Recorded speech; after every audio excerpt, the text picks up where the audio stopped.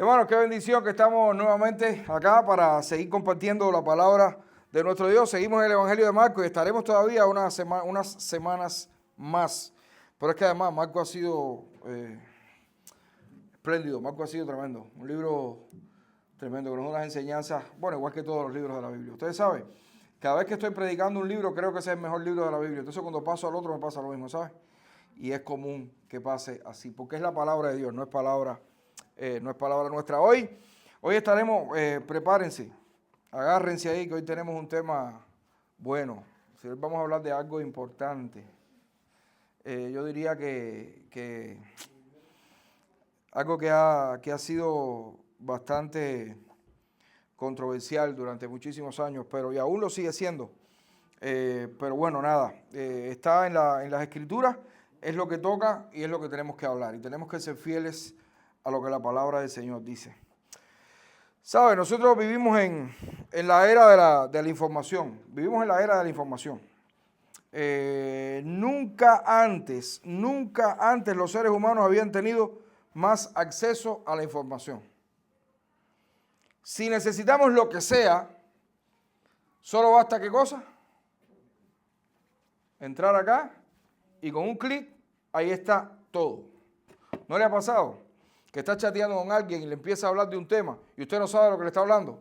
Pero rápido usted busca en Google, entonces para hacerte el lindo le dice, sí, cómo no, si yo, y entonces empieza, no me digan que no, que eso le pasa a todo el mundo, ¿cierto o no?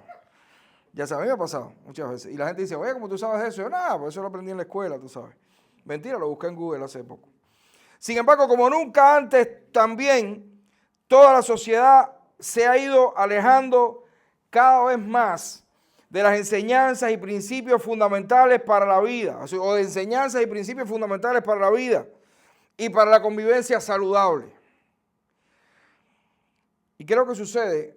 Porque cada persona hoy en día se ha ido generando una opinión diferente respecto a temas de medular importancia, como por ejemplo la familia, la crianza de los hijos, el manejo de dinero, el poder, etcétera, etcétera, etcétera.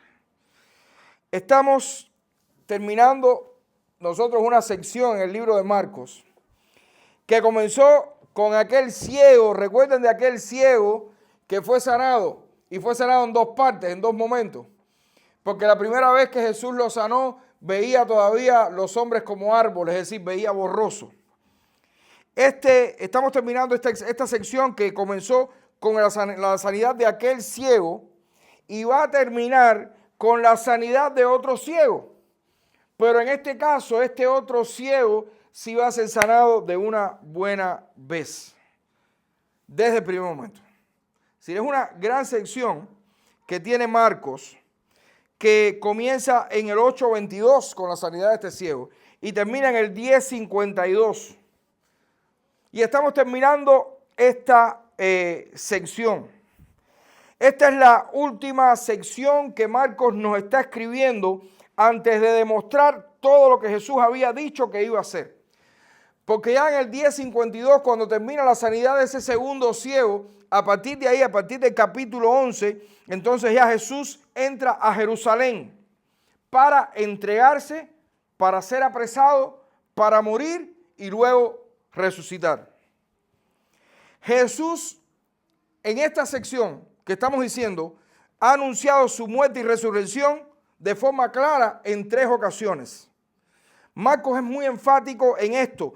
No solo Jesús no solo quería demostrar quién era él, que ya lo había hecho a través de mostrar toda su autoridad, de los milagros, de las sanidades, de la reprensión de todos los demonios y todas estas cosas. Jesús no solo quería mostrar quién era él, sino que también quería demostrar qué es lo que él había venido a hacer entre nosotros. Pero Marcos aquí nos enseña que Jesús también vino a mostrar su gloria, como hemos visto en estos días. Jesús también vino para exaltar su grandeza. Y ahora vemos que Jesús vino también para instruirnos acerca de cosas esenciales como la familia, el dinero y el poder. Y sin duda son cosas esenciales, y sobre todo para este tiempo. Es esencial conocer qué es lo que Jesús enseña acerca de la familia, ¿Qué es lo que Jesús enseña acerca del dinero? ¿Qué es lo que Jesús enseña acerca del poder? Es fundamental. Áreas de la vida que si no son afectadas por el Evangelio, si la familia no es afectada por el Evangelio, si nuestro manejo del dinero no es afectado por el Evangelio, si el poder que llegamos o podamos llegar a tener no es afectado por el Evangelio, a nosotros o a cualquiera, entonces esto provoca que una sociedad se vaya a la basura, cosa que estamos viendo claramente. ¿Quieres que la sociedad se vaya a la basura? Si la familia, el manejo del dinero y el manejo del poder no están afectados por el Evangelio, la sociedad se va a pique. Hoy estaremos centrados en la instrucción del Señor acerca de la familia, especialmente del matrimonio. Creo que Marcos en el capítulo 10, del 1 al 12, nos está diciendo, y esta creo que es la idea fundamental que Marcos nos quiere mostrar en el capítulo 10, los versículos del 1 al 11, que es la sección que estaremos leyendo. Honremos y cuidemos el matrimonio conforme Dios lo ha diseñado. Honremos y cuidemos el matrimonio conforme Dios lo ha diseñado. Vamos a leer Marcos 10, del 1 al 12. Dice así la palabra del Señor. Levantándose de allí, vino a la región de Judea y al otro lado del Jordán y volvió al pueblo.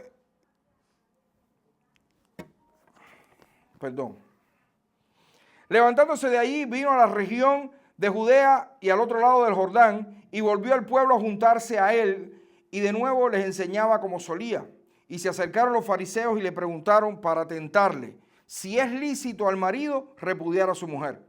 Él respondiendo le dijo, ¿qué os mandó Moisés? Ellos dijeron, Moisés permitió dar carta de divorcio y repudiarla.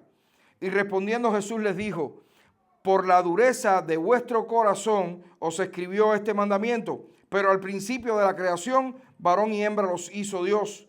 Por esto dejará el hombre a su padre y a su madre y se unirá a su mujer, y los dos serán una sola carne. Así que no son ya más dos, sino uno. Por tanto, lo que Dios juntó, no lo separe el hombre. En casa volvieron los discípulos a preguntarle de lo mismo, y les dijo, cualquiera que repudie a su mujer y se casa con otra, comete adulterio contra ella. Y si la mujer repudia a su marido y se casa con otro, comete adulterio. Vamos a orar. Padre, gracias por tu palabra, Señor.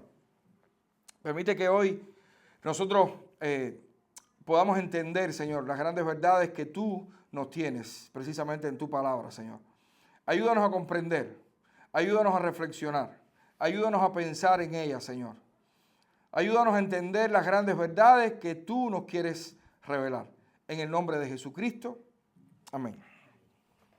Honremos y cuidemos el matrimonio conforme Dios lo ha diseñado. Creo que es la idea fundamental que Marcos nos quiere mostrar aquí en estos 12 versículos. Hermanos, no hay duda ninguna que la búsqueda de la autorrealización ocupa un lugar fundamental en la agenda cultural de la sociedad hoy en día. Y aquí en los Estados Unidos mucho más aún.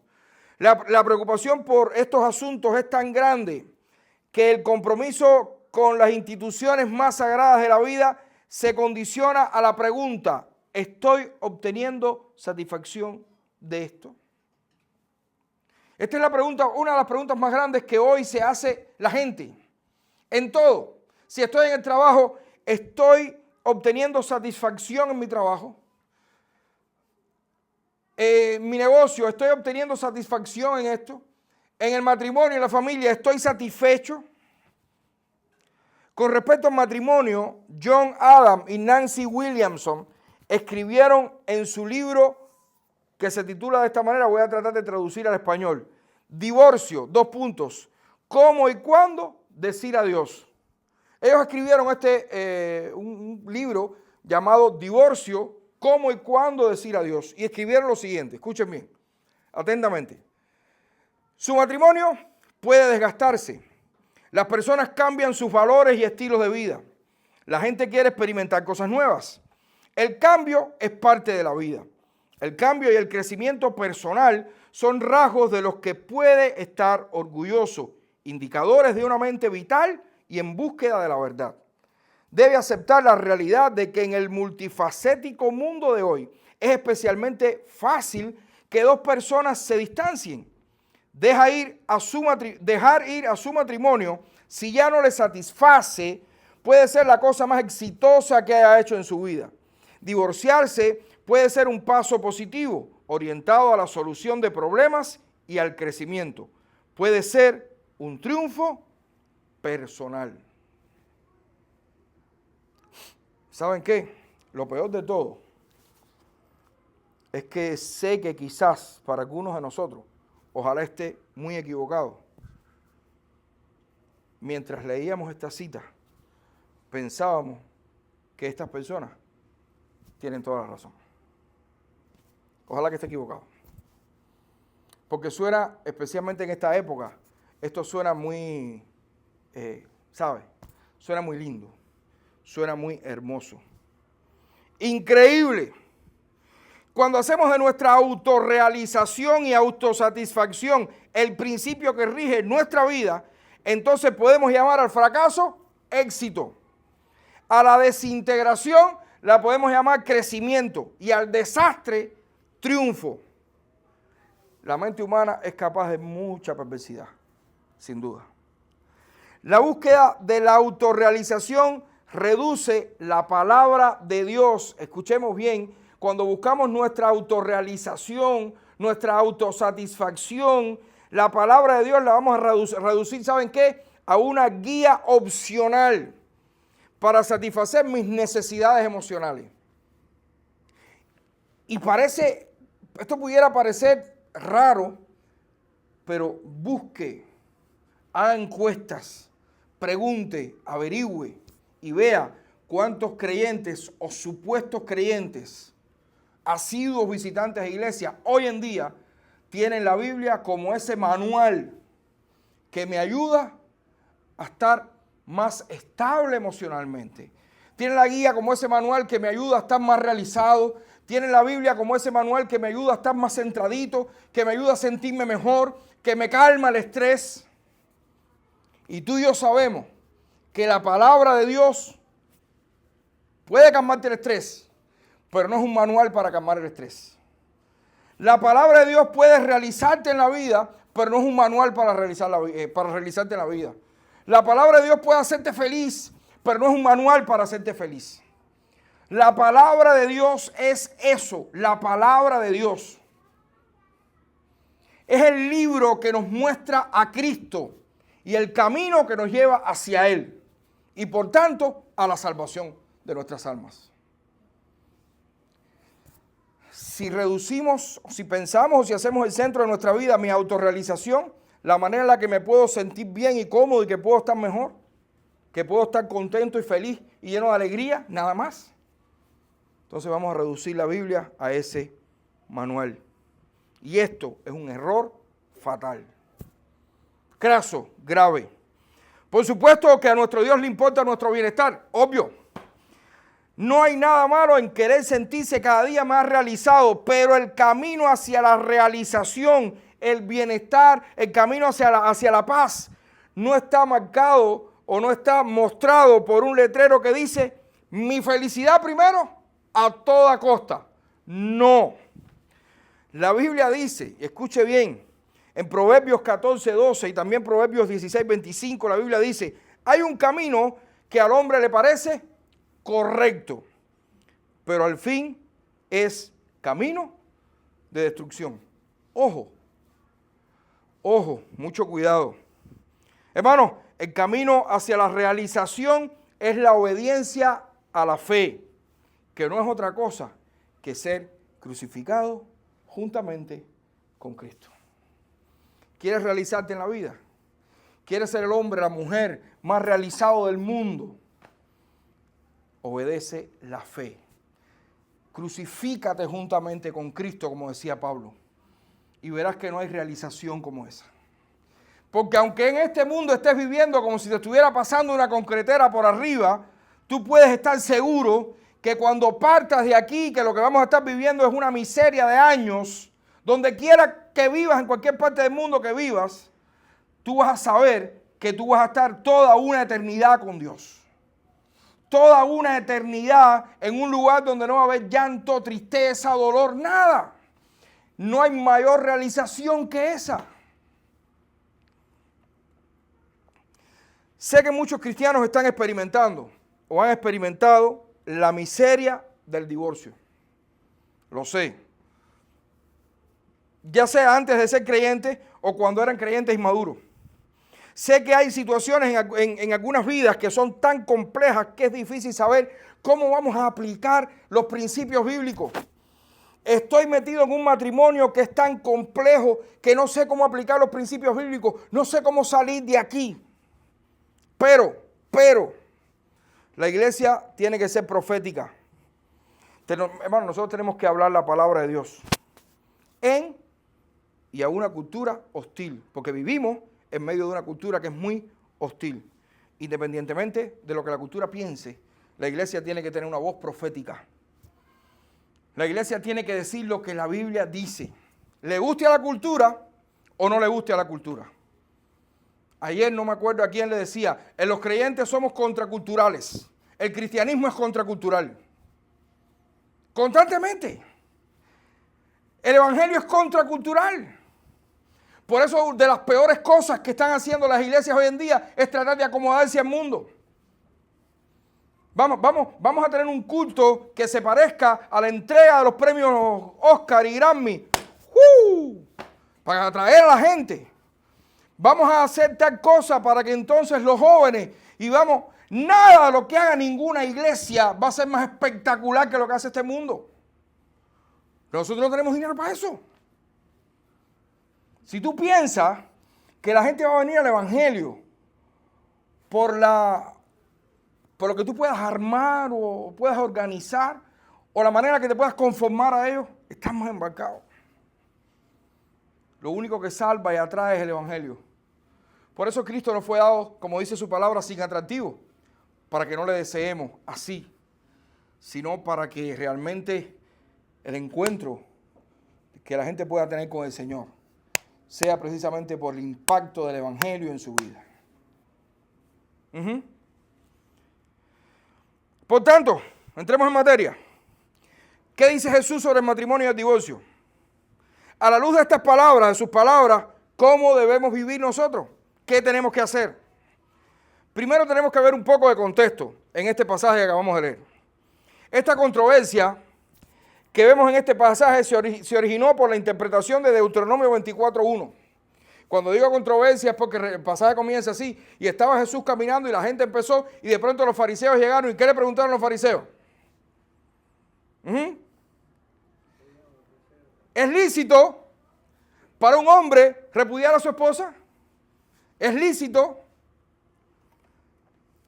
Deuteronomio 24:1, que es de donde ellos sacan, los fariseos abordaron a Jesús precisamente trayendo Deuteronomio 24:1, dice lo siguiente: cuando alguno tomare mujer y se casare con ella, si no le agradare por haber hallado en ella alguna cosa indecente, les escribirá carta de divorcio y se la entregará en su mano y la despedirá de su casa. ¿Saben? En los tiempos de Jesús, la pregunta candente, la que generaba controversia con respecto a este tema, era: ¿qué es alguna cosa indecente? Esa era la pregunta candente de aquella época. Porque Deuteronomio 24:1 dice que si algún hombre encontraba alguna cosa indecente en la mujer, podía darle la carta de divorcio y decirte: vete, te vas para casa de tu mamá. Y la pregunta realmente era: ¿qué cosa es una cosa indecente? ¿Ok? Era la pregunta. Según los estudiosos, habían dos grupos en aquella época, en la época de Jesús, con diferentes interpretaciones. Para algunos, esa cosa indecente podía ser, escuchen bien, desde echar a perder la comida hasta hablar algo mal de la suegra. ¿Ustedes se imaginan? Está el divorcio de manga por hombro. Echarle mucha sal a la comida, recoge y vete para casa de tu mamá.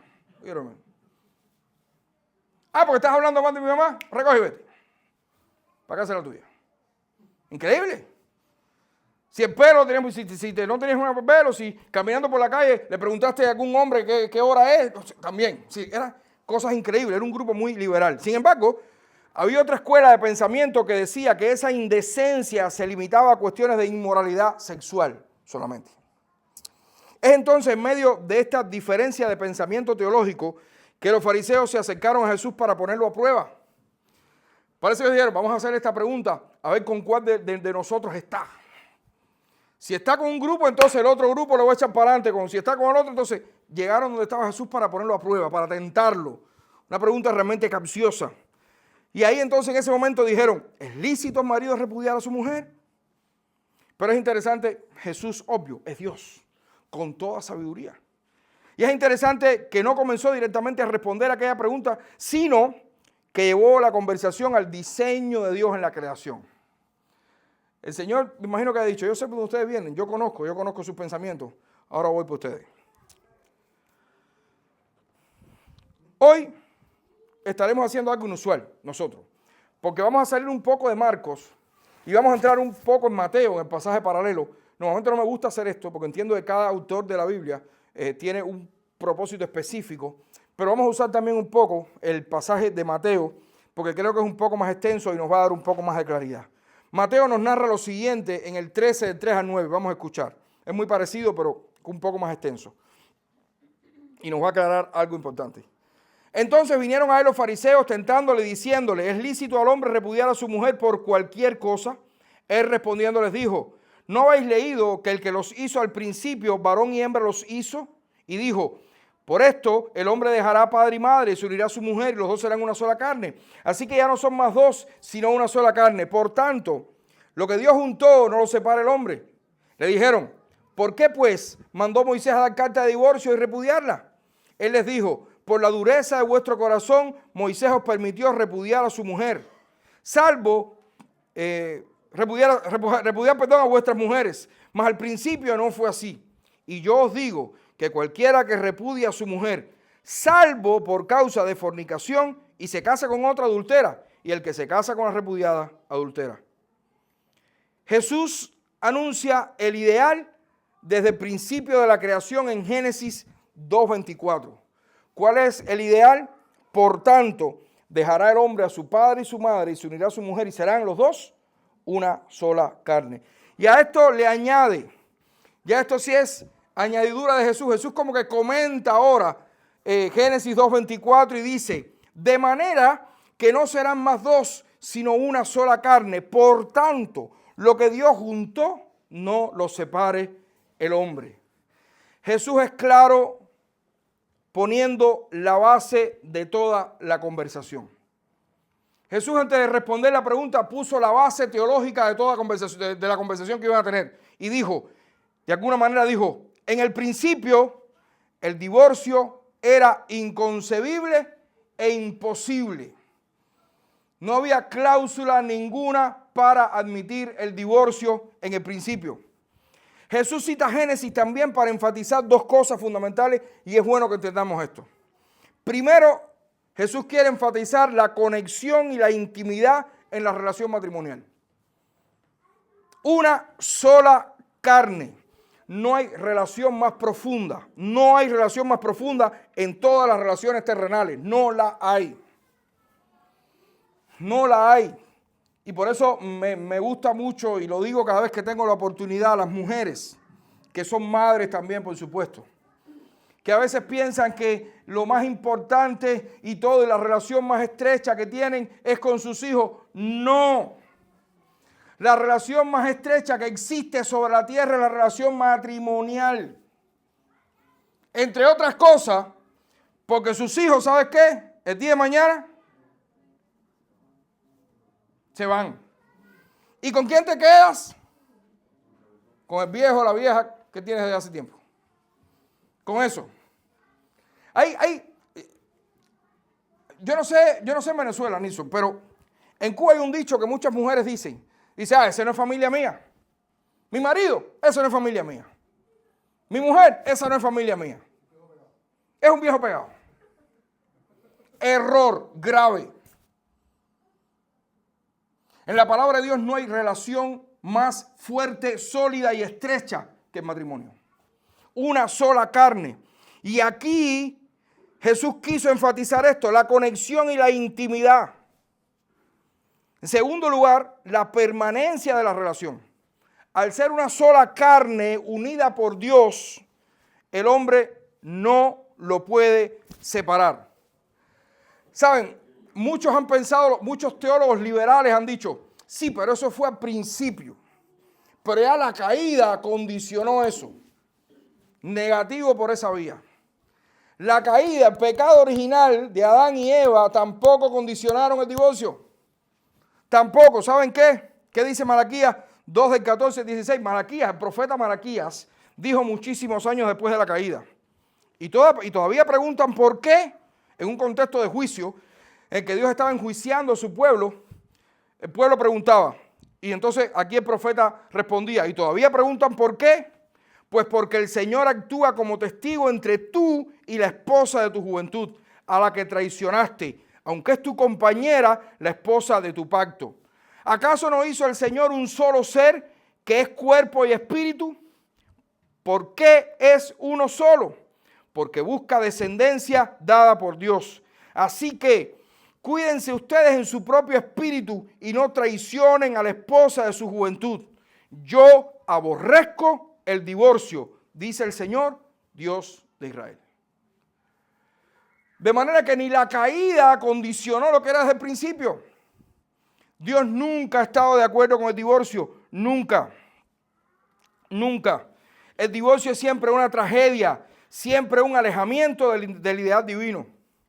Después de esta declaración de Jesús, los fariseos atacan con la cita de Deuteronomio 24 ahora, alegando que Moisés había permitido el divorcio.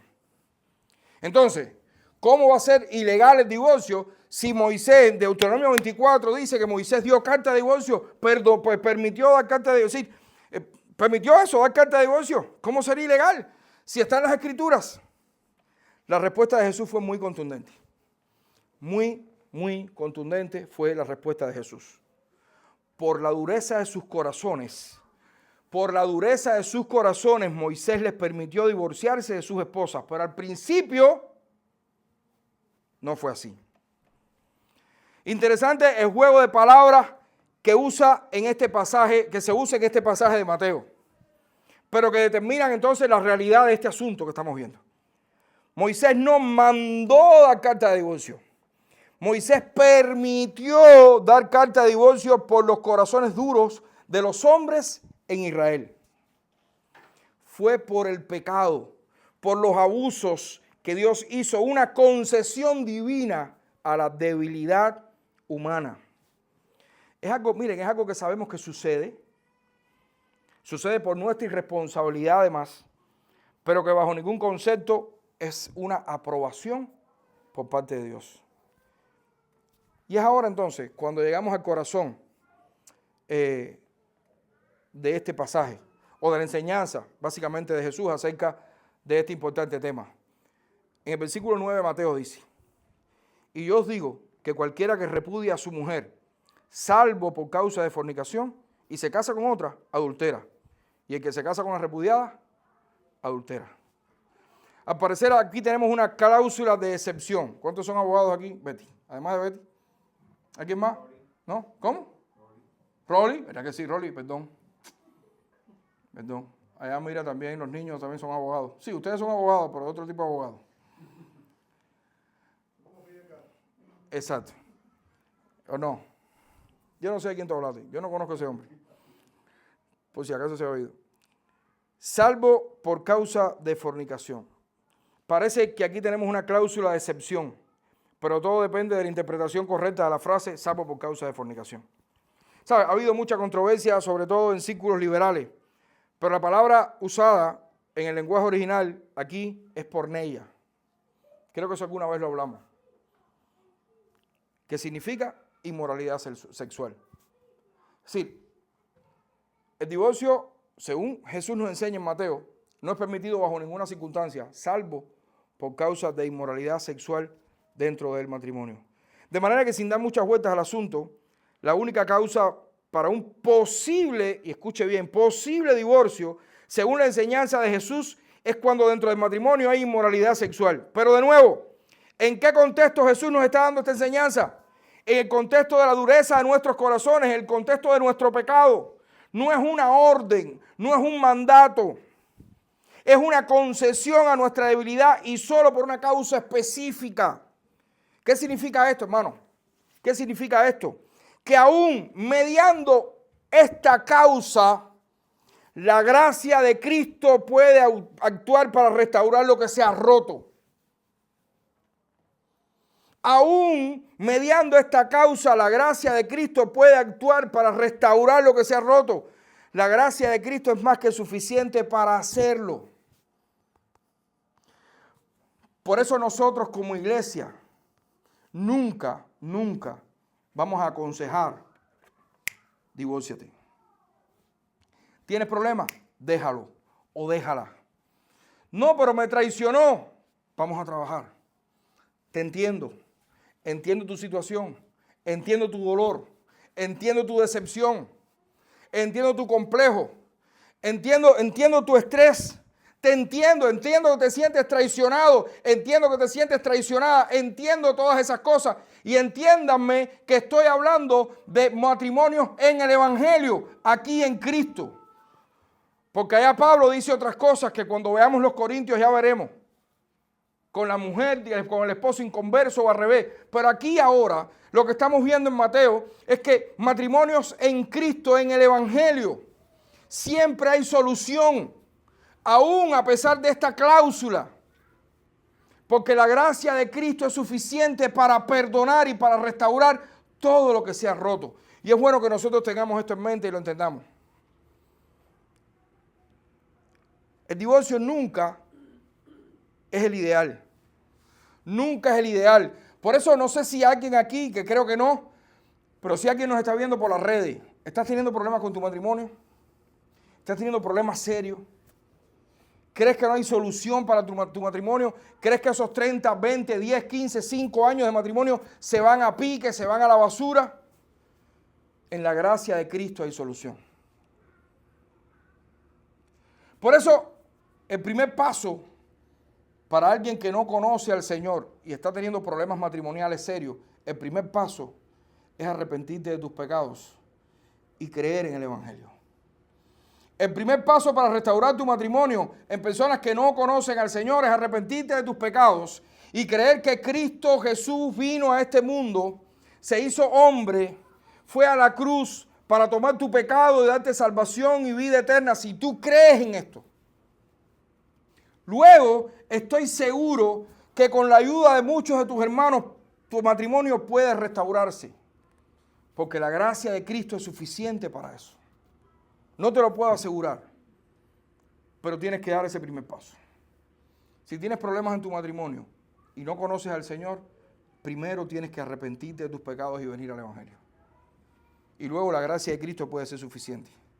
Y para los matrimonios creyentes, los que ya estamos en Cristo, los que estamos aquí hoy, si estás teniendo problemas matrimoniales, abandónate o abandónense en este caso.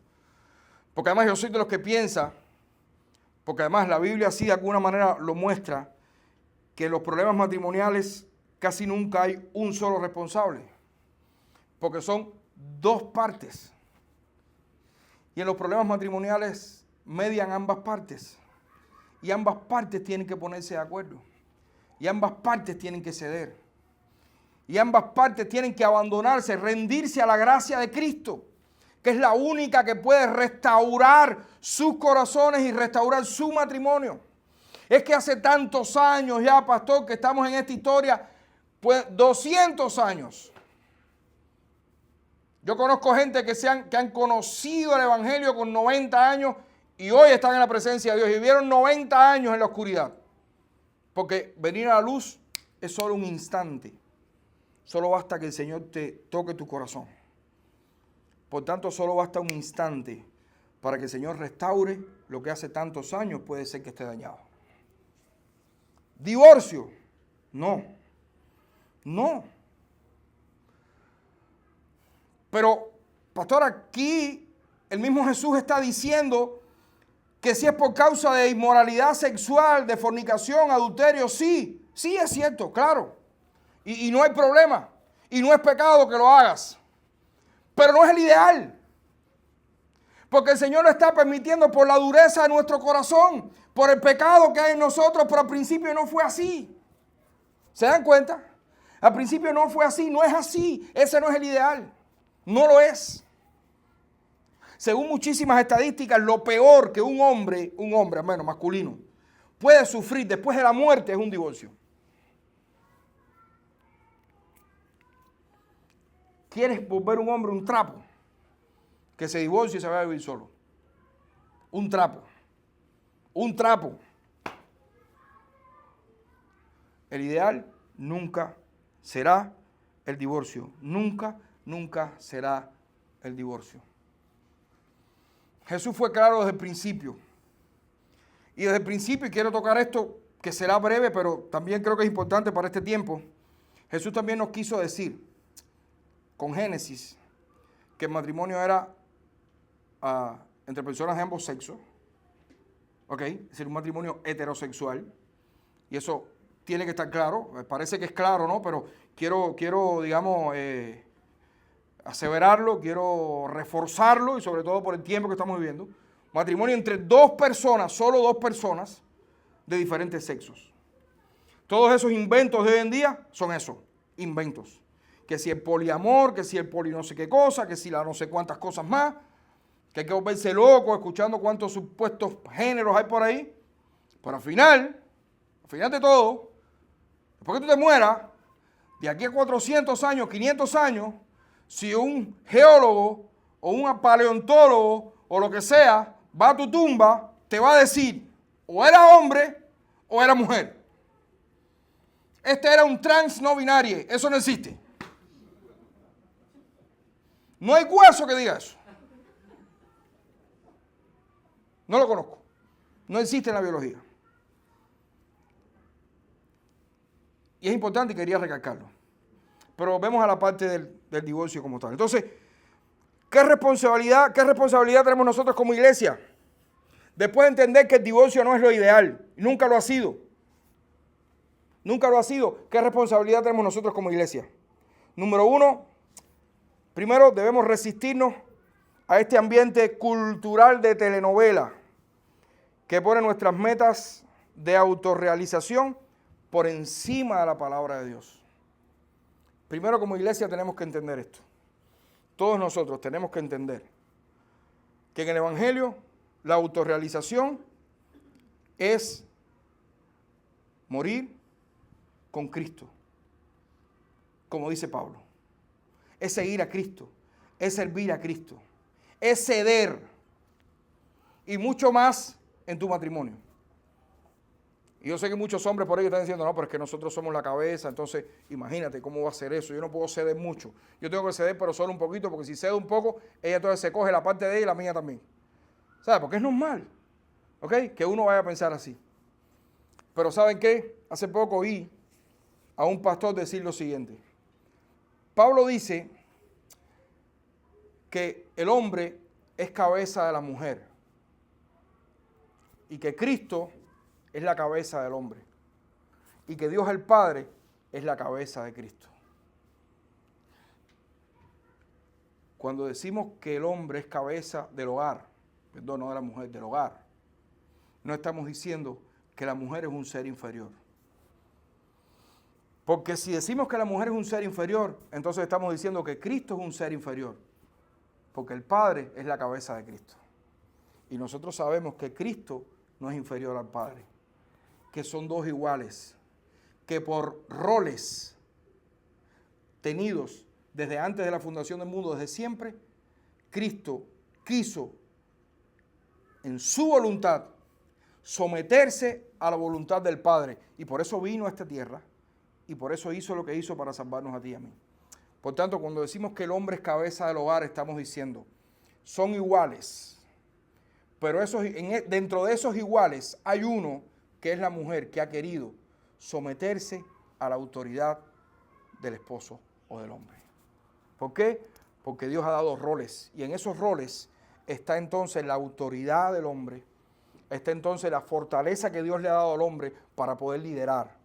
Y está entonces esa delicadeza que Dios le ha dado a la mujer para sostener y ser ayuda idónea. Por eso lo primero que tenemos que hacer como iglesia es resistirnos a ese ambiente cultural de telenovela, de autorrealización, de empoderamiento, y no, porque yo sí soy una mujer independiente, empoderada, y a mí sí no. Cero. Borremos eso de nuestra mente. Esa es la cultura que está tratando de intervenir en el evangelio. Esa es la cultura que está tratando de romper entonces, de acabar con los valores cristianos que están aquí en la palabra de Dios, que no lo inventamos ninguno de nosotros. Tenemos que entender estas cosas y romper con todo eso. Y entender que hay un diseño, que hay roles específicos en el matrimonio. Y en segundo lugar, debemos abstenernos de juzgar con justicia propia. Debemos tratar con gracia a los que han caído y a la vez se han arrepentido. Recordemos que todos somos de alguna manera adúlteros de corazón, según Mateo 5:28. Como iglesia, tenemos que tener mucha gracia con aquellos que hoy están entre nosotros y sufrieron la desgracia del divorcio. Por lo que haya sido, incluso si fue por inmoralidad sexual en un momento determinado de nuestra vida.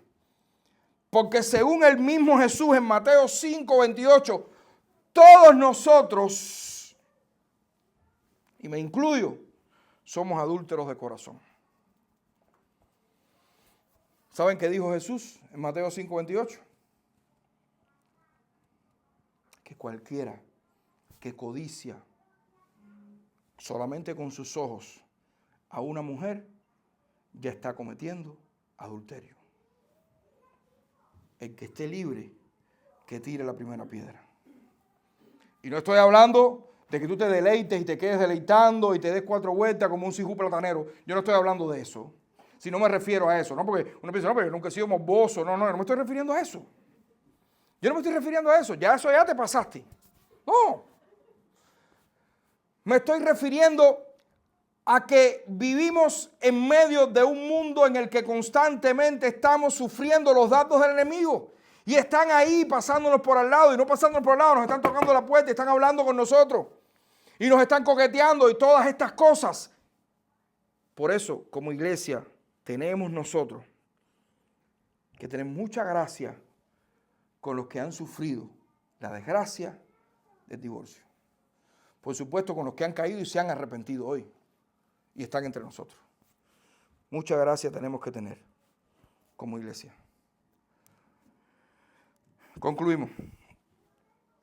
El divorcio es una tragedia y nunca estuvo contemplado en el plan de Dios. Nunca. La inmoralidad sexual es la única causa en la que un matrimonio pudiera tener la opción de romper estos lazos, pero nunca será sin dolor.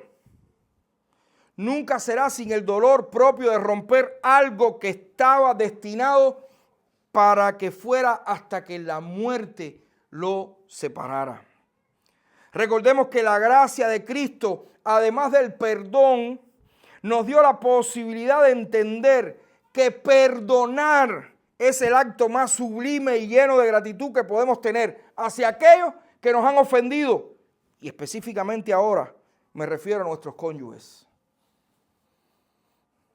Porque puede ser que tu cónyuge te haya ofendido, el mío, el tuyo, o hayamos sido nosotros los ofensores.